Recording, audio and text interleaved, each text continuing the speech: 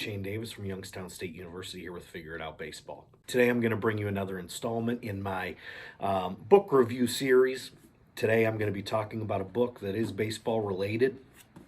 It is Dynastic, Bombastic, Fantastic, Reggie Raleigh Catfish, and Charlie Finley's Swinging A's by Jason Turbo.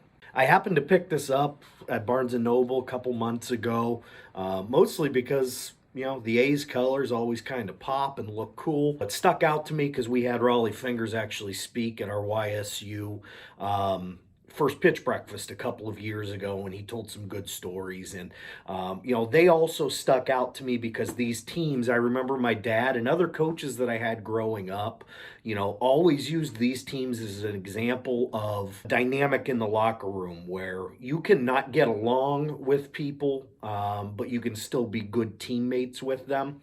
And this book here, which is about 320 or so pages, and a really quick read. But this book talks a lot about those 70s A's that, you know, there'd be fist fights and people bleeding and going to the hospital in the clubhouse. And then they actually went out and played the right way. And they were all kind of brought together by that desire to play the right way and desire to win. And, you know, in their own way, they were all teammates. They fought like a family would in some ways. Didn't always get along. Some people had different personalities, but when push came to shove, they were there for each other.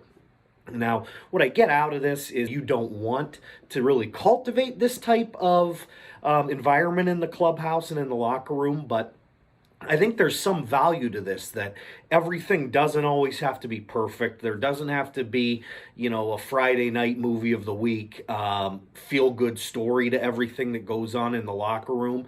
And, you know, especially as you get older and there's more people involved and more personalities involved, you know, things aren't always going to be a kumbaya type of situation in the clubhouse. And this story here talks a lot about that. Now, also the interesting thing here that I didn't really know is, you know, Charlie Finley is the owner, was not very well liked.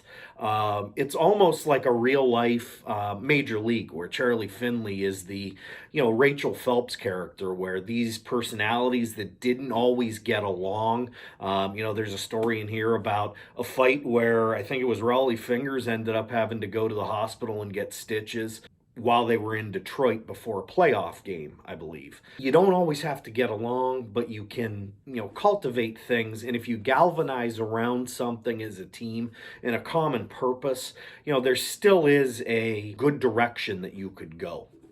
The other thing is, somebody that's interested in the baseball history and the history of baseball, this book in this story of this team really dovetails and kind of parallels the advent of free agency and the doing away with the reserve clause in Major League Baseball. These guys didn't really know how other people throughout the league were getting paid, and even if they did, they couldn't really go out and negotiate for things because of the reserve clause.